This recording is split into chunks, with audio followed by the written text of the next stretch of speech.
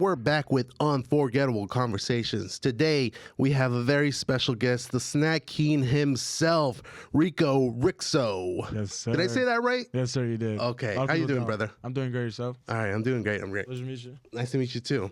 I feel like I've seen a lot of your content already, and I'm like a fan. And I'm like, dang, dude, you mentioned it a little bit before we started this podcast, but you've been doing this for about 2 years now. Yeah. And you grew your channel to like 324,000 right now, or something like that, or 374,000, something crazy. And then how does it feel being able to accomplish that in such a short period of time? I mean, I kind of always knew that I was gonna do this. Like when I started my channel, I was like, oh, I'm about to take over, and then I did. So it's like for me, it was inevitable. But like people see it and they're like, oh wow, like how'd you do it and stuff like that. Mm-hmm. But for me, it's just like before I even started, I knew I was gonna do it. So like there was no other option for me. Okay. So yeah, we're closing in on 350,000 subscribers on YouTube. TikTok, I think we're 360,000, somewhere around there, and then Instagram's like 160K as well. So you're like almost on your way to a million, like a million throughout all your social medias, which is, I mean, that's crazy. But I gotta ask, like, we gotta start from the beginning. Like, when did this start? Started in high school. So I was selling snacks. Like I tell my story a lot on my page, but I started selling snacks in high school, or I started in 6th grade, but then I kept it up all throughout high school. Right. And I was on track. I was doing all the sports. I was doing all the clubs. I was doing all the extracurricular activities. And my grades were pretty good. I had like a 3.3 to 6 GPA. Mm-hmm. So I could have went to not any college, but majority of universities. Right. I didn't want to go into debt, so that's why I pursued sports. I was pretty good at golf. I was aiming to get a golf scholarship, and I know I could have if I actually like went for it. But then I was like, you know what, let me try something. So I was like, let me just start posting on YouTube, TikTok, Instagram. So I was like, what am I gonna post about? I was thinking either golf or selling snacks, because I was like, I've never seen really anybody do selling snacks. I was even searching up like on TikTok, on YouTube beforehand, and I didn't see anything. So I was like, let me just post about it. I posted it. My first video, it got like 30K within like the first day. Dang. And I was like, oh shoot. My second video, that's the one where it really blew up, and it was on TikTok. I posted like me packing my duffel bag, and people were in the comments like, oh, no way you're gonna eat all this. So like it was a mix between people that knew what I was doing and then people that were like, oh, no way you're gonna eat all this. Okay. So it was pretty funny. That one blew up to like 1.5 million. Whoa. Like within 24 hours, and I was going crazy. I was still in football. I remember after practice, I was refreshing. It just kept going up and up and up and up. And I was like, what like ever since then, I was just hooked. I was like, okay.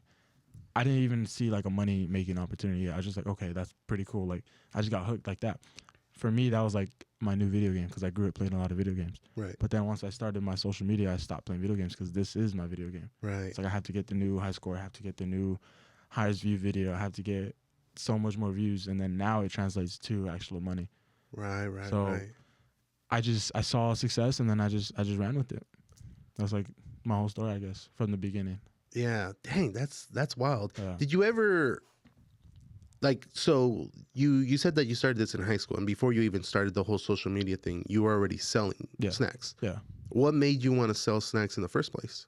I remember, so in 2nd grade, I went to this elementary school, and the 2nd grade, like, whole entire class, they like had like a little festival or an event. I don't know exactly what they called it, but the 2nd graders, one day out of the school year, you'd choose something you want to sell, and then the entire school would come to the cafeteria where we'd be set up, and they would buy your product if they liked it. I remember in 2nd grade, I sold Kool-Aid. My mom helped me, and I think I made like either $260, somewhere around there. And for like a little 2nd grader, that's a lot of money. That is. And my mom let me keep it all, so I was like, what the heck? So ever since then, I guess I was hooked. I was like, oh, I can sell my own things. I remember even in elementary, people were talking about people selling like snacks in high school. And I was like, oh, I want to do that. I remember in 6th grade, I wanted money because there was like this little snack cart, and I never got like cash or whatever from my parents, which it doesn't matter. Mm-hmm. But I was like, I want snacks. I want smoothies. I want like all these little treats that they were selling. So I was like, okay. I recycled cans with my mom. She gave me like $20. I went to Food for Less, and I bought a box of chips, and then I started selling them for $1 out of my little drawstring bag. And then ever since then, I just like, oh, extra cash. Let me just do it. Dang, that's wild. It started off then, and then just kind of built up to what you did a 4-year period of a little snack empire. I mean, that's why you nicknamed the Snack King. Yeah. Um, what I noticed too is that while I was watching some of your videos, I kept thinking like, because in a weird way, everyone's got that like entrepreneurial eye, I guess you could say, and some people don't, some people do. And I for some reason I was like, dude, the next step is growing it, like having other people sell. And you did that. And I was like, whoa, dude, like, it's like he read my mind. Like, as I was watching your older videos going into the more recent ones, I was watching the series that you have, which, bro, amigos, if you haven't seen it, go check it out. It's awesome. He has like a couple different playlists of the different series that he has on YouTube. And you progressed and you started building this, like, I think you at one point you had 3 or 4 other sellers at the same time. How was it to convince those people to do it in the first place? It was pretty easy. I'm not gonna lie, because like I built up like this little mini niche community of like people within my high school. I started when I entered high school in freshman year, so I built like a Snapchat account, and I think I had like 3,000 to 4,000 people that were just at that school. So I was like, who wants to sell for me? I literally posted on my story, who wants to sell for me? And I got like a bunch of people swiping up. I kind of vetted them like, oh, what are you going to give me as collateral and stuff like that? Right. And I remember one time I had like 4 different people selling for me. One girl got caught, so I lost the bag and I couldn't get it back. And then I remember one day I made like $249 just off one day of selling.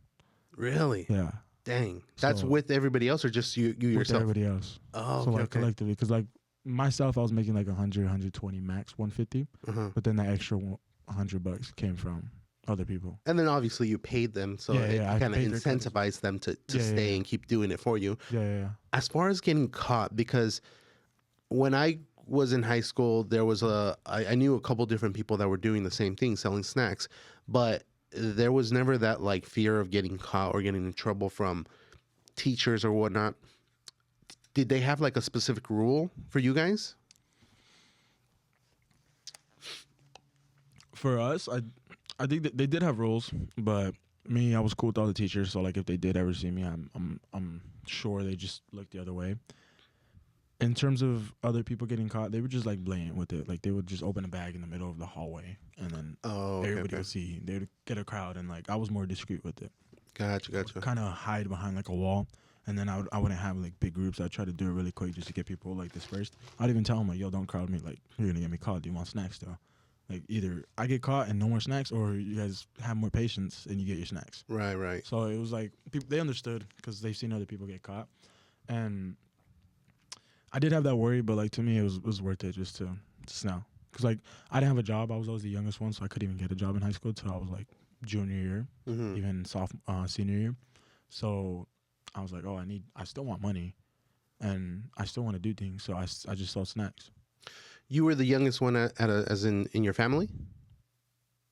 I'm the middle child in my family. Oh, okay. But like in high school, I was always like I was 16 as a senior. Oh, okay. Yeah. Gotcha. Yeah. Like my birthday's in December. Like I'm barely gonna be 20 in this. Oh, that's what you mean. Okay. Yeah. No, yeah, definitely. You would be because how old were you when you first got into freshman year? I think I was 13. 13. That's wild. Yeah. Did you ever fear like the possibility of getting like robbed? Yeah, but I played football. I was a tough kid, I like to say. I remember one time this guy like snatched a bag of chips. I zipped up the duffel bag. I tossed it to my friend. I was like, watch that real quick. And I chased after him. I grabbed his backpack. And then like I held him. I was like, bro, give me the chips, bro. And like, pay me or give me the chips. Yeah, bro. Like, to me, that was so dumb. Like, why would you steal a bag of chips? Yeah. Especially but I knew who it was, too. It creates a kind of like a sense of like rules that you've established. You obviously don't want other kids to get the idea that they can easily just take your bag or something like that. Yeah.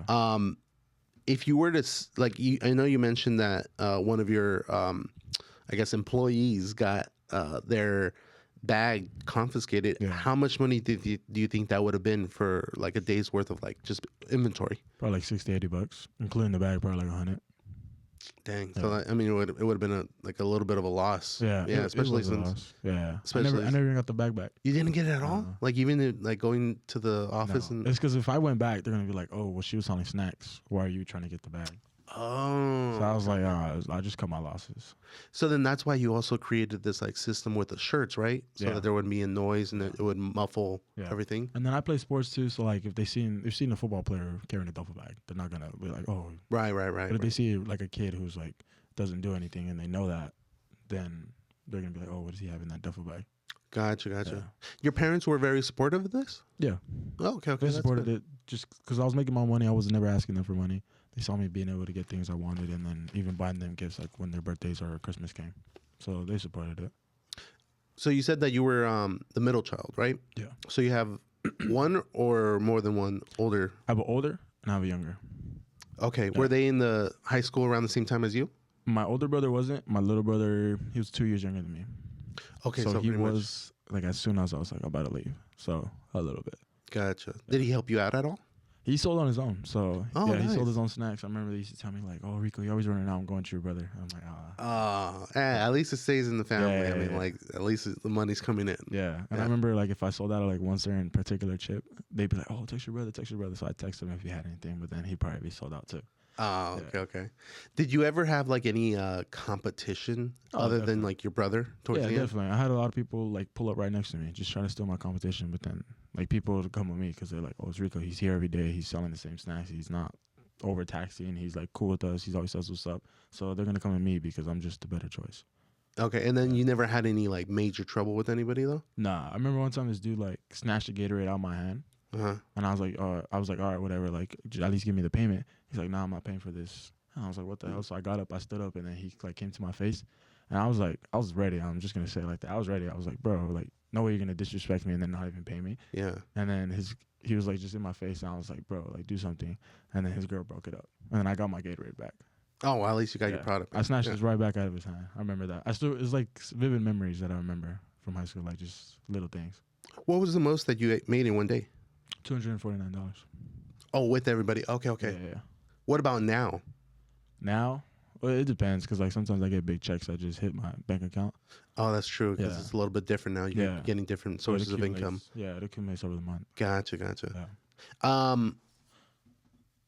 The other thing I was going to ask you was, did you ever feel like there was a bigger competition with the school? Because obviously the school has their own vending machines. They have their own snack bar. I'm assuming. I've never been to that school, so I'm assuming that there's a snack bar or like a cafeteria lady that's also selling. Was that ever a factor in your competition, I guess you could say?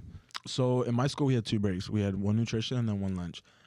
For nutrition, that was like my hot period. So it was 10 minutes. 10 minutes, I made like 60 to 80 to $100, just like that. Just because people wanted snacks, they wanted snacks to last them throughout the entire day. A Right. lot of kids didn't eat breakfast, and then they were hungry, so they're like, "Oh, I want chips. I want something filling." So my nutrition, that was my time to shine. When it came lunch, like I kind of saw the sales slow down because people would go get lunch or they go buy snacks from the cafeteria. Mm-hmm. But a lot of the time, people didn't want to walk all the way to the cafeteria just to get a snack. Okay. So sometimes, like if it got slow and I still had a bunch of stuff, I would walk all the way to the basketball courts. Mm-hmm. And my school's big, so the cafeteria's like right here. Basketball courts are like way out here.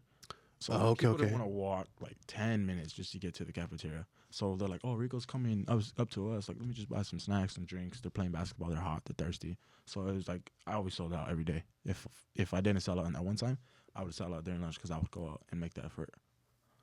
So you were proactive. That's pretty good Yeah. because if you think about it, you're not only creating, not only are you selling a product, but you're also selling a service. Like I'm making it more convenient for you. So there is an upcharge, but ultimately you're gonna buy from me because if not, the other option is take a walk and go to the cafeteria. Yeah. Was there anything like specific that you sold that was like the top seller? I was just hot Cheetos. Obviously, yeah. I mean, who hot doesn't? chips. I feel like that or like Takis or something like that. But Takis. any form of like chips would probably be the go-to. People are hungry, and I remember one time I don't know if you've seen the video. I sold burritos, and then this is it. That's what I was gonna say. Other than the burritos, the breakfast burritos that you guys sold, was there anything else other than like chips and the Gatorades and the burritos, or was there anything else that you sold? I sold candies and stuff like that, but like I wish I sold a lot more. I remember there's these girls that they were bakers, so they sold like all the baked goods, like cake pops, the brownies, Oh, okay. and like many other things. But I've seen like, especially now, I see a lot of other kids posting their content, and I like to think I'm the one that influenced that, because I was like the first one posting the hustle for the main part. Yeah. And they tell me too, like kids that blew up as well, they're like, oh Rico, you inspired me to start posting my content. I'm like, that's fire, bro. So I seen girls sell pozole, like wing plates, like little whole plates. of food, okay, yeah. Bring it in the bag, and then it's like it's kind of funny. it's kind of like cool though. I'm like, oh dang, Yeah, you like inspired this like little trend of young like hustlers, young young hustlers. entrepreneurs. So after this, you pretty much, like you said, you got a good little like empire, but eventually it was going to end because you were going to graduate. Yeah. What made you not want to go to college? Because I know that you promote that too, that you weren't the type to go to college. I was on track to go to college, and I was planning on going to college. I was going to be a cardiologist. Oh, okay. So in the medical field, because in high school I was part of the HSA, which is a Health Science Academy, Uh-huh. and I like doing stuff with my hands. So like I like all the stuff, and then the heart fascinated me. So Right. I was like, let me just pursue it. The reason I didn't is because I saw success on the YouTube. I saw money coming in. I was like, oh, I did this while I was in school.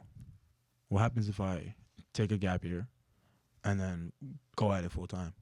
So then Right. after I told my mom, I was like, I'm not going to go to college. I'm going to take a gap year. She was kind of like, because she was hesitant at first, but then I showed her the money. I showed her the bank account. I showed her all the like stats I was doing. I like presented it to her. I was like, I'm doing this. I did this all throughout school. What if I focus it on full time? Right. And then I showed her like the upside, and she saw it. So she believed in me, and my dad as well. And they just let me pursue it. And I mean, good luck of the right, good dice roll, I guess. Yeah, no, Yeah. definitely.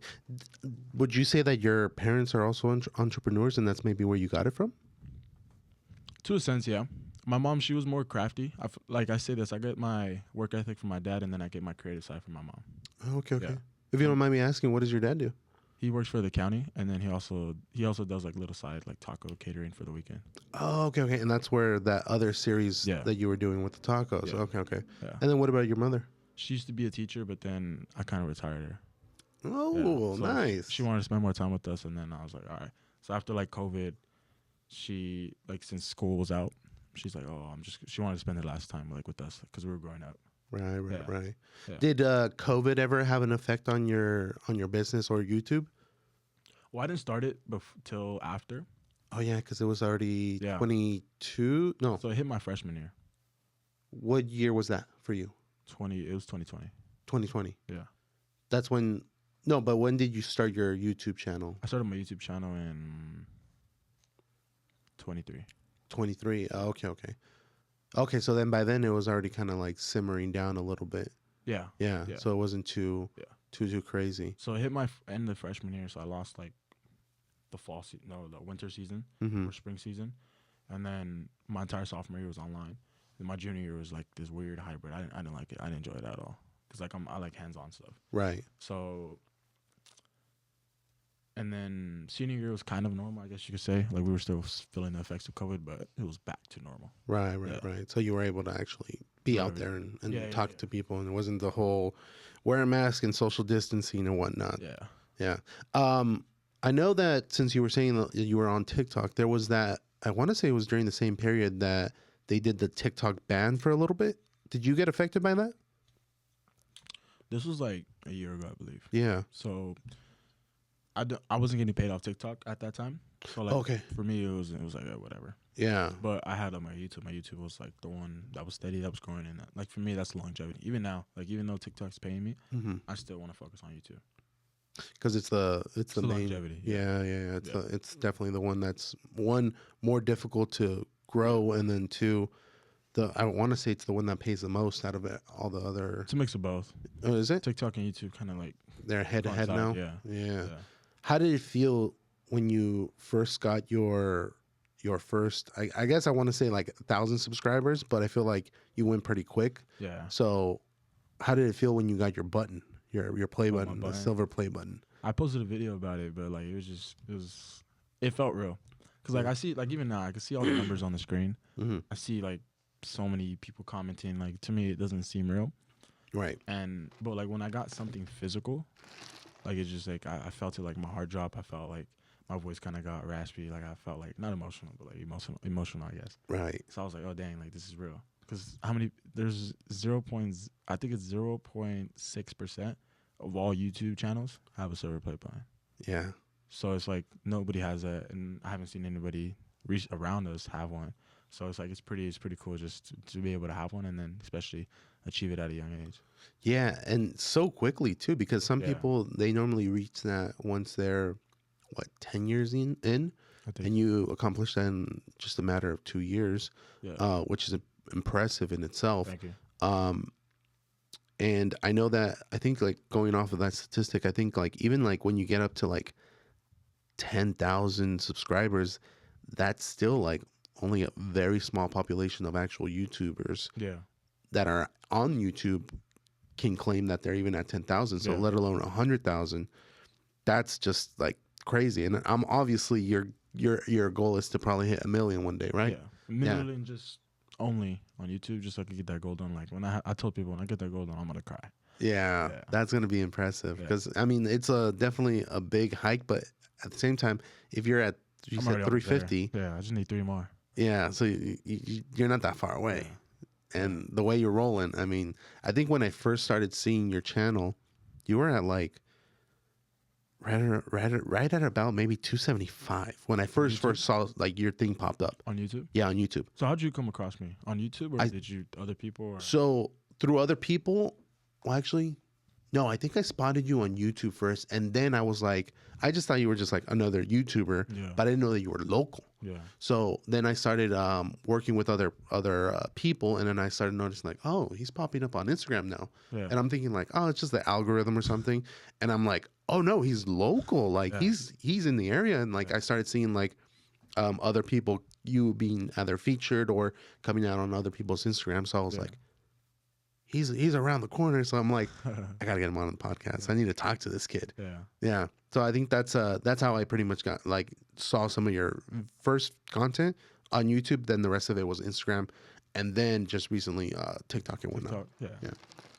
I had a recent video blow up on TikTok. Because I want to go work in the fields because I've never done it, and all my family and my grandfather, he was like a foreman, so I just wanted to experience it, and then I posted it on TikTok, and then it just blew up, and I'm like, oh wow.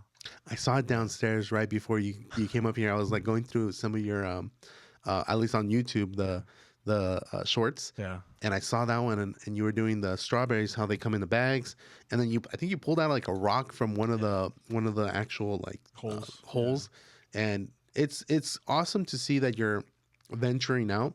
Yeah. And like I said, it's like in a weird way, that entrepreneur mind is like, okay, you did this, but let's go on to the next thing. And it's like, you're already doing it. Yeah. So you graduate high school.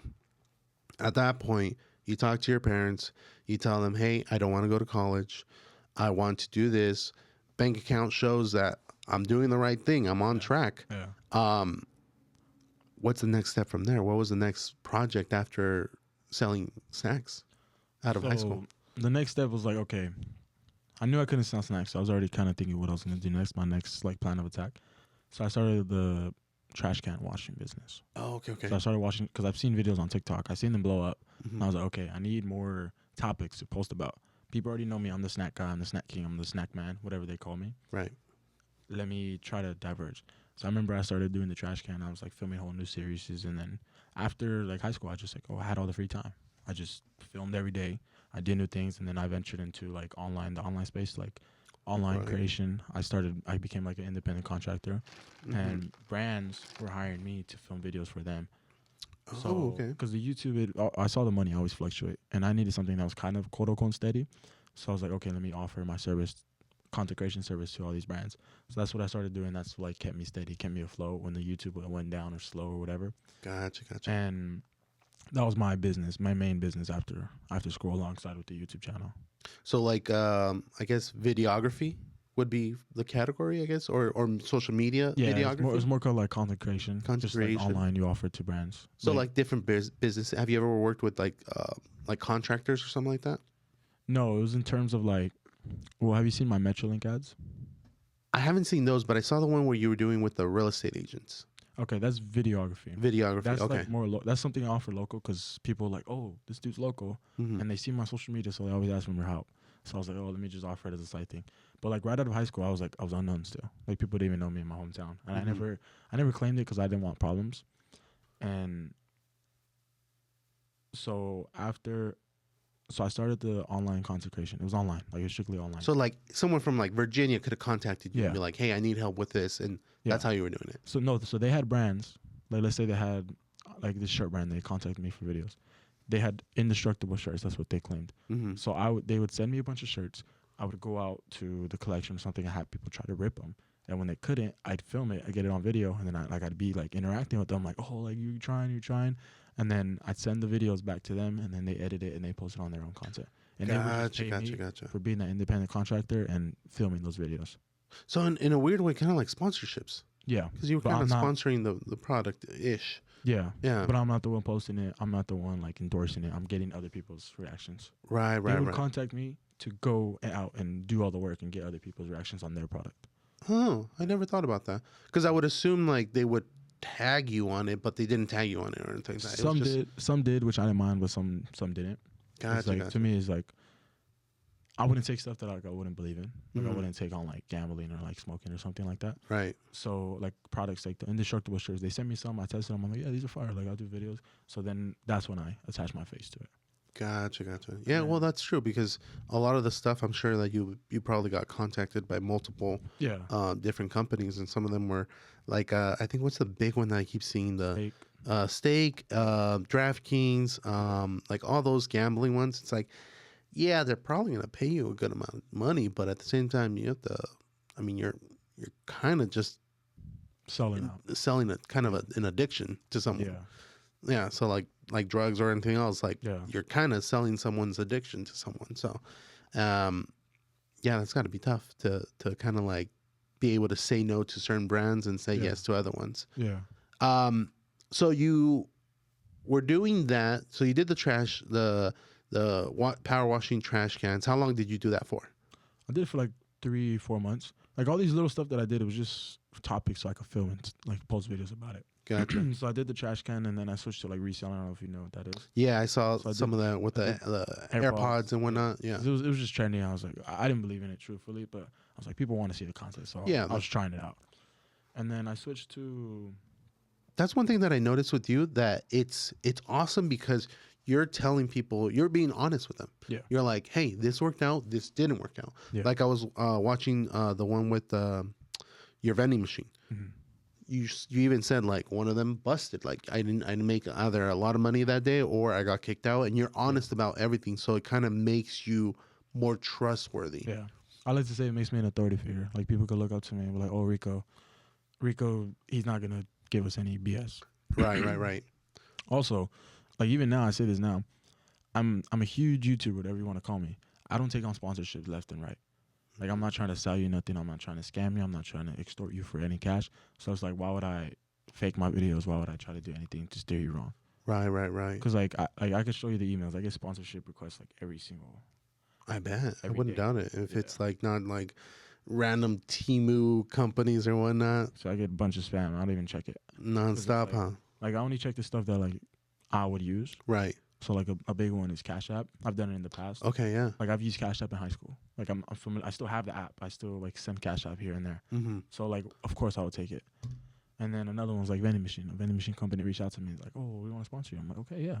Because I was looking for vending machines, and then was that the one the new vending machine? So let's get into the vending machine because I feel like that was the next step. Yeah, that was the next step. Yeah. How did that start? So I've always wanted a vending machine. Even while I was still in high school, I was already going to pitch to try to land locations, and I think I had one, but then like something happened, the complications, and then it didn't end up happening. Mm-hmm. And I didn't have enough capital at the time to get a vending machine, so I was like, oh, whatever.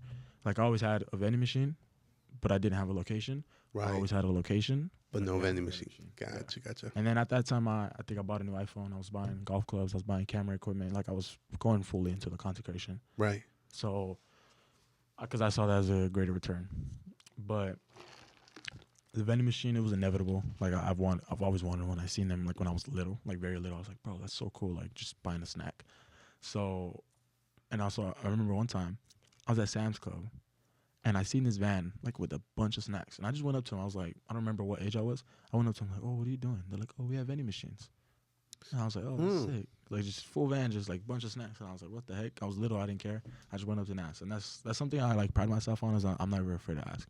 Like, I always ask questions to people, even if it's, like, makes me seem mundane or it's, like, dumb or whatever. Because, like, I feel like people that get asked those questions, they see a young entrepreneur. They see themselves in me. That's what I get told a lot. It's like, oh, let me help this kid. Right, and I feel like it has an affinity towards me, even as I get older as well.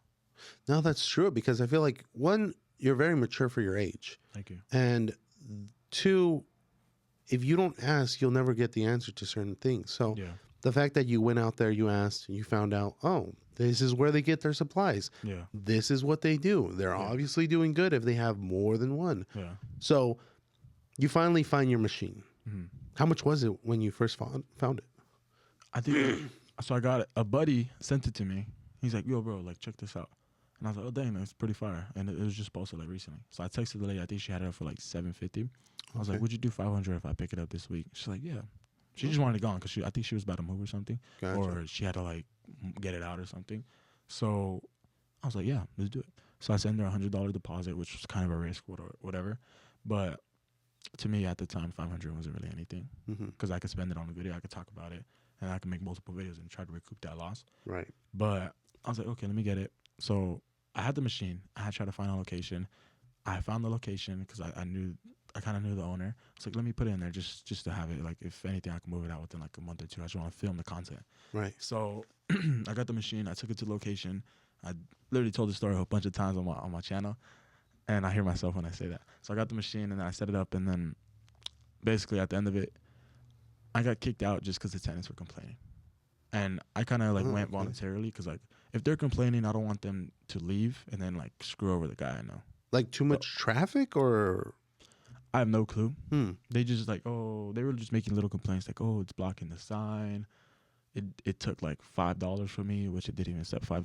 So it doesn't make sense. Like it was just like little things, and I was Smaller things. I was like, I kind of took the hand. I was like, all right, cool. Like, do you want me to move it? And then Palmer's like, yeah, I don't want them to like leave, and then they have occupancy in there. Right. Yeah. So it's like, I understood. So I ended up selling it. I was like, oh, let me get it sold first. So I ended up selling it, and then I moved on to the new, bigger and better. So did you ever have to pay for these locations? No. Or so it was just like they're just kind of renting it, I guess you could say, in a weird way, because they're not paying you. You're just providing kind of like a service, right? Yeah, you're providing the service, you're providing the convenience, you're providing the amenity that there's snacks in that building, that people don't have to exit it. They don't have to go to the store. They don't have to waste time. They're like, oh, I want Cheetos, and they go down and get Cheetos, and then they get back to work. Did any of these locations ever want like a cut of like what you were making? The first one, they didn't care. They're like, yeah, whatever, just put it. And the second one, they were like, oh, what about the electricity? I told them like, oh, I'm going to be creating videos that's going to basically promote the business, and then we're going to build a relationship too. So the one I have currently. So they're like, oh, okay, that makes sense. So I do have an advantage, but even still, like, if I didn't have any social media or anything like that, I wouldn't give a percentage because like it's going to cut into your profits. Because you already have to spend like 30 to 60 to even 70 sometimes % just back in the business. Right. So profit margins are like, they're kind of big, which is like 30%, but sometimes you're reinvesting that back into the business. Yeah.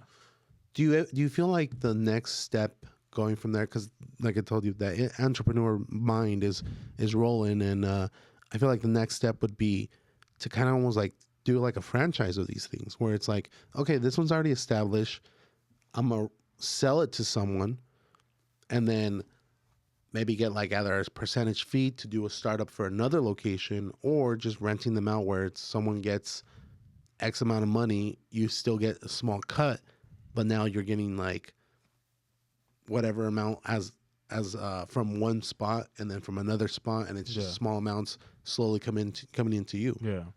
I've thought about that, but I like doing the things myself. Mm-hmm. Like I don't want to just delegate it to other people, at least not yet.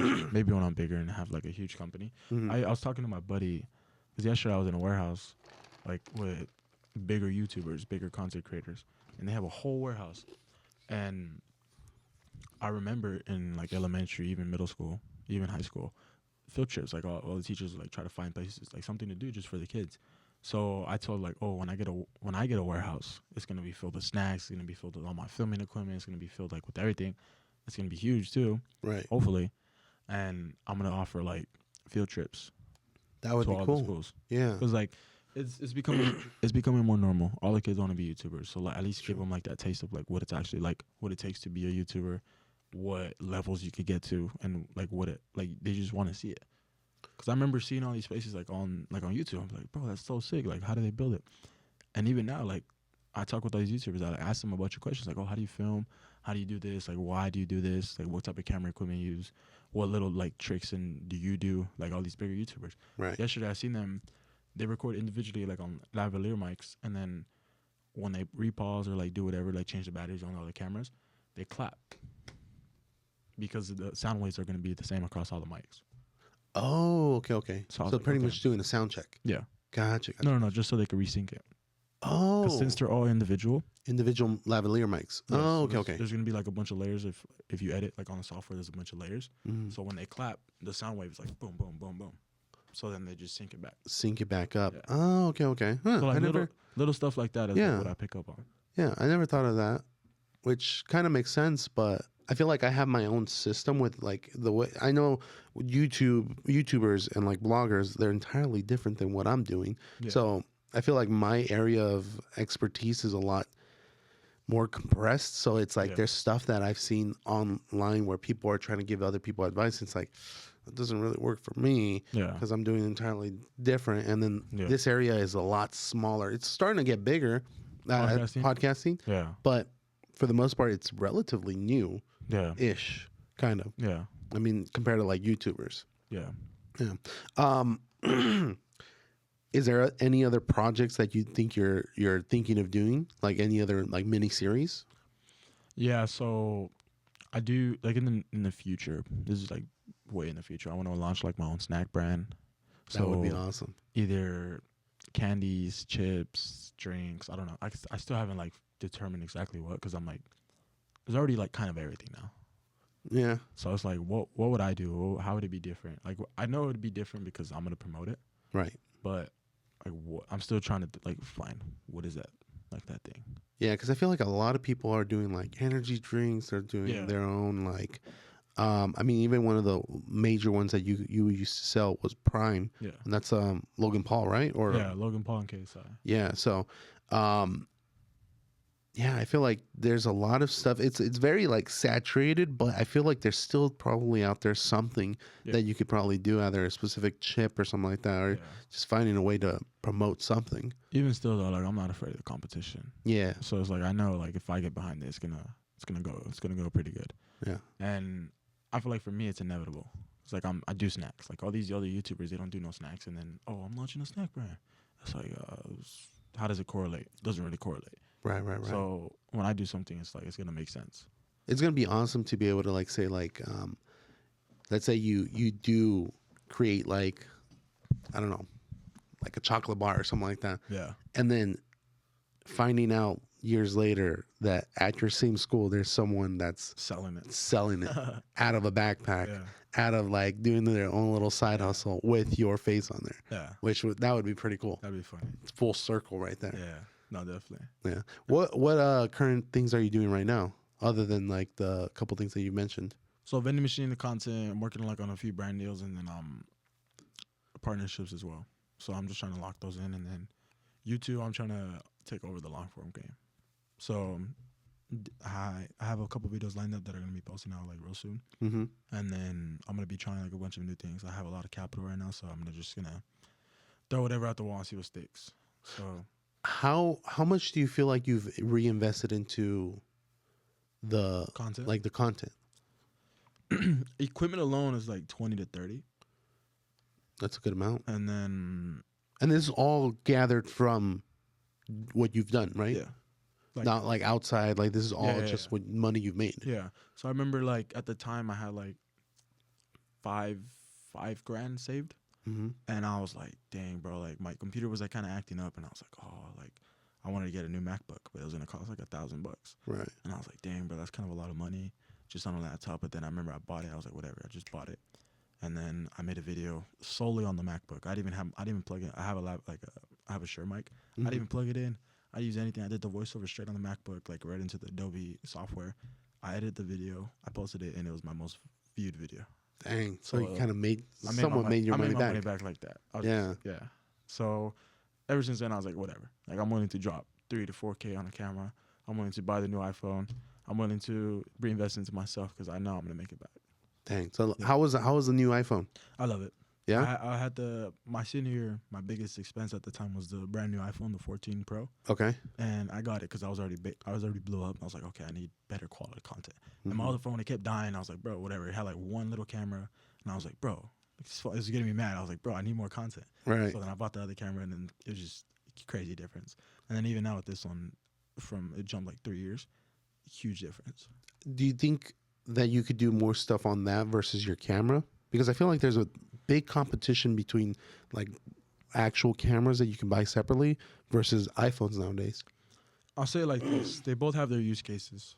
Mm-hmm. Like I'm not gonna disregard the camera because it looks, you could tell like what's off a camera, what's not. Also, the camera adds like for me social proof. Like if I'm a quote unquote big YouTuber and I pull up with just the iPhone, people are gonna be like, oh, I thought you were a big YouTuber. It's just like a, what's the word? Perspective. It's like the perspective on things. But if I'm a big YouTuber, I pull up with a cameraman holding a big old $3,000 to $4,000 camera, they're gonna be like, oh shoot, like this guy's really It's legit. Yeah. So it has its pros and cons, both of them. I like both of them. The camera does draw a lot more attention, but even still, like if you're holding a camera like this, filming, like someone's filming you, or you're filming yourself, people are still gonna look at you, with or without the camera. I do feel like with the camera, it draws a lot more, like like people get more tensed up, like securities, people like just tripping, like it's like bro, we're in 2025, everybody's recording. Like I still don't understand why it's a big issue. Yeah, because I feel like nowadays, if you take a big camera like that to a grocery store, they're gonna try to like be like, oh, you can't film in here. It's like everyone's got a phone. Everyone can film. Everyone is filming. It makes zero sense. Like I remember, where was I? I went to the Goodwill bins. It wasn't even the workers. It was Karen's inside. My mom was filming me. It's like, bro, like I don't understand. Like we weren't filming anybody. She was filming solely me. She had the big camera. It's Karen. She's like, you can't be filming in here. And my mom just looked at her and she's just like, whatever. And then some guy, he's like, oh, like I don't remember what he said because I disregard him. But then he said something too, and I'm like, bro, you're like a grown man. Like, why are you tripping on my mom? Right. Like, I started getting mad because they were tripping on my mom. They probably weren't even employees, huh? They were just random people. They were shoppers.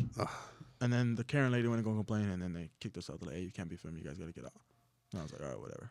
How do you feel about now the potential of having like the meta glasses? Yeah. Where you can film on them too. So you could just put them on and it's no longer that big camera. It's no longer holding your phone. It's, I'm here. I can show the product. I can show what I'm doing. So I remember one time. Is that an time option? They told me like, oh, turn off the camera. I was like, all right, cool. And I clicked on the metas. Oh, you have them too? Yeah, I have the traditional, and then I sold them, and then I recently got my little brother the Oakley Vanguards. Okay. Metas as well, the Oakley version, like the Pit Viper styles. Yeah. And he's using them. I'm trying to see how they look because, like, I'm not gonna lie, that filming on iPhone's way better, specifically for what I do. The Metas have their use case, like if you're outside in public or something, or you want to be more discreet. Right. Then I would use them. But for me, with like the vending machine POVs, the iPhone's way better because the Metas, they crop it, so it's like a 1:1. The aspect ratio is like the square. It's not like full vertical. And then processing takes way too long. Sometimes it's blurry. So it's like, why would I do that? Like, jeopardize my quality. Right. Yeah. Dropping the quality just for a better angle or more convenient option. Do you feel like the bigger cameras are getting more obsolete? No. You think they're still going to be in the game for a while? Like, they both have their use cases.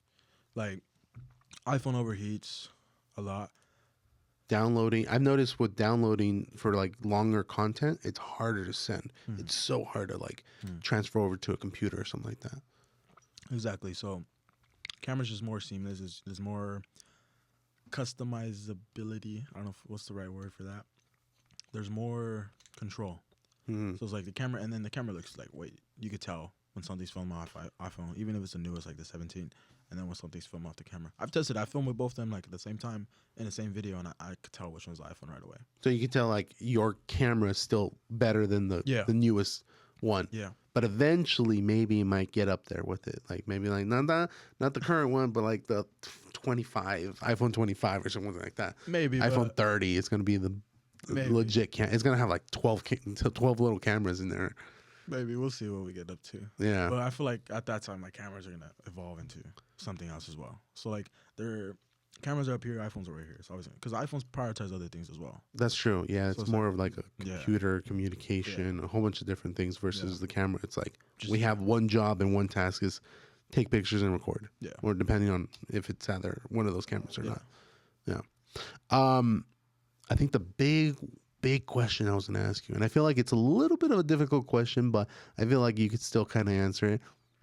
Do you feel like there's a big difference between selling a product versus selling a service? Because I feel like you've done both. Big difference in terms of what? Which one's easier to sell? That's a hard question. Because I know you've done like washing the trash cans versus selling a snack. Or I guess you could say, I'm gonna be honest. I feel like it's how you package it and how you frame it. Like I tell people this, like if I would have went to work at McDonald's, I would have been the best burger flipper there. I'm just saying it like that. If I focus on the trash cans, I would have had like 4 trucks by now, like just washing trash cans. I would have had workers. I would have had everything. If I would have went down the vending machine route like early on and I fully focused on it, I would have had like $1 million business by now. right. So I tell people like whatever I would focus on, I'd make it succeed no matter what. So Right. there's no like, this one's easier, this one's easier, this one's easier. My main thing is I feel like it's the hardest to do, which is the content. Because Right, yeah. people try to replicate me, they can't. People try to go down a similar path, they don't. They're always like diverse or they can't find the same level of success. And I'm not saying that like in a cocky or like I'm higher above. It's just this is my main thing. Like this is what I'm fully focusing on. This is what I see as my future. Mm-hmm. So like all these other little businesses, they're just topics within my content journey. Okay. So then, in a weird way, you're not a snack king, but more like a content king. Yeah. Where your main focus is strictly on content and your style of it. Yeah. That other people can replicate, even if they have the same iPhone, the same camera, the same microphone. Yeah. It's all about focusing on the content in itself. Yeah. Because, like,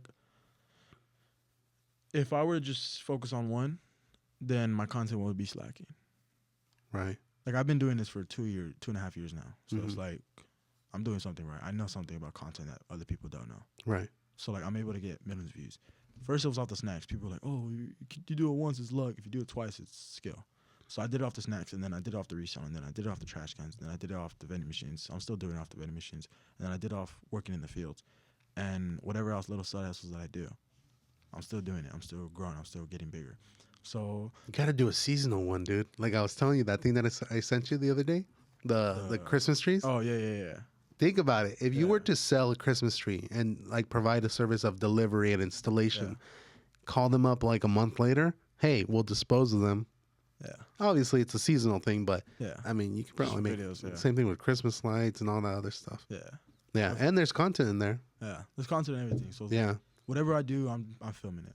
Yeah. So it's like, I'm going to Tampa, I'm filming it. Like, I have stuff that I haven't even posted. I still have videos of me selling, like a full week and a half, a month even, of me selling snacks in high school that I just haven't posted.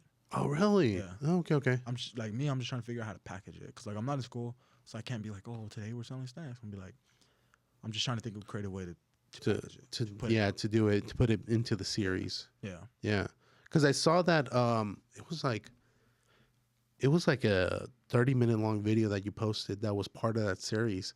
And I watched all of it and I was like, whoa, like this is like in detail everything that you've kind of explained. So it was like how to package it. I mean, you had already like all your resale stuff, which I have to like say that your room, the setup you have, that's pretty sick. Appreciate it, bro. How did you come up with that in the first place? So I was filming YouTube videos and I was like, I'm a quote unquote big YouTuber, but I don't have a studio. And I was like, okay, I made some money, so let me just reinvest into my studio. Right. So I was like, I don't like the way it looked. It just looked like unprofessional in a sense. But I didn't want to be too professional to a point where like people be like, oh shoot, like I can't relate with Rico anymore. Mm-hmm. And I feel like that's what's helped me succeed too, is my relatability as well. But I was like, okay, I need to upgrade. So I bought a bunch of wall panels. I bought a bunch of like more professional lights. I bought background lights, and then along with my camera lens, I bought a gimbal as well. And this is where all that money that you mentioned, the like 20 to 30 that you've spent is all going into. Yeah. So like just little things, and then I just built it up, and then I built it out. I still feel like it's missing something. I have like a vending machine, a quarter one, in my I saw that. That looks sick, dude. The 3 little. It kind of it's like an homage to like where you started. Yeah. Yeah. So it's like just stuff like that. It's just pretty fire. Yeah.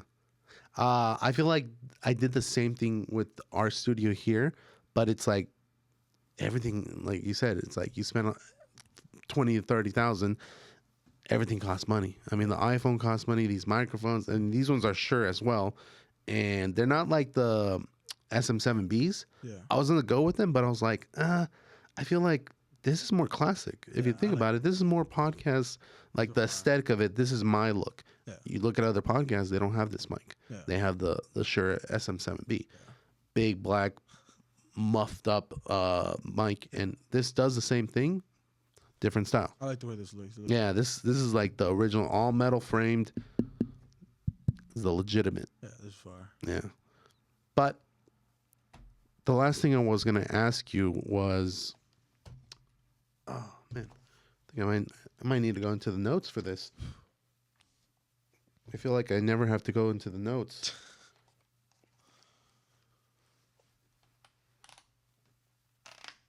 Oh yeah.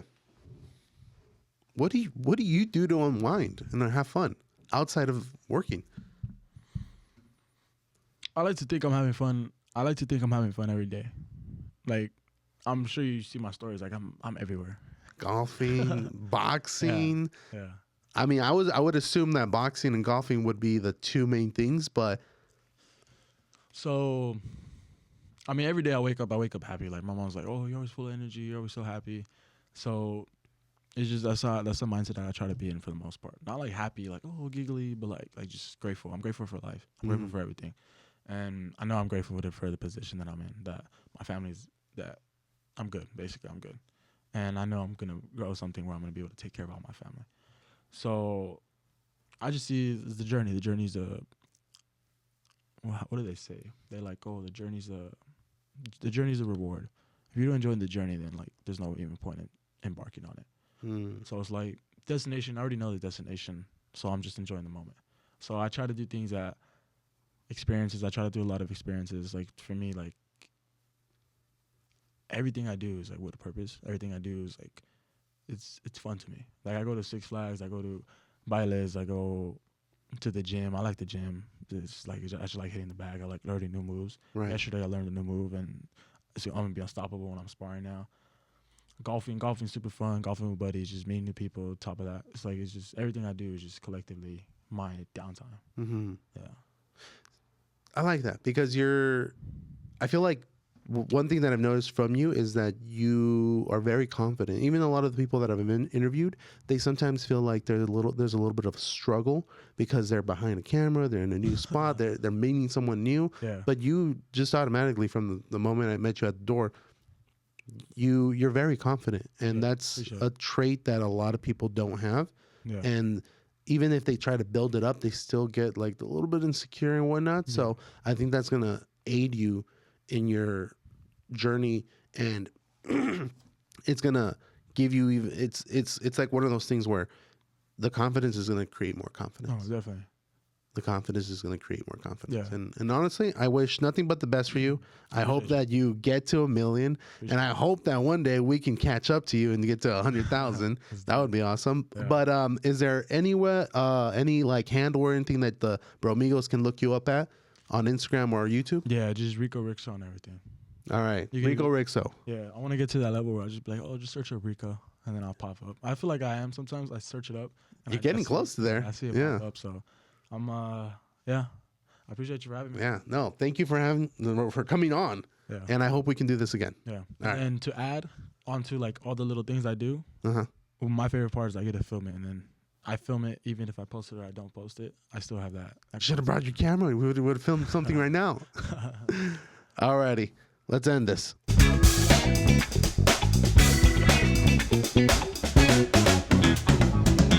Bye, everybody.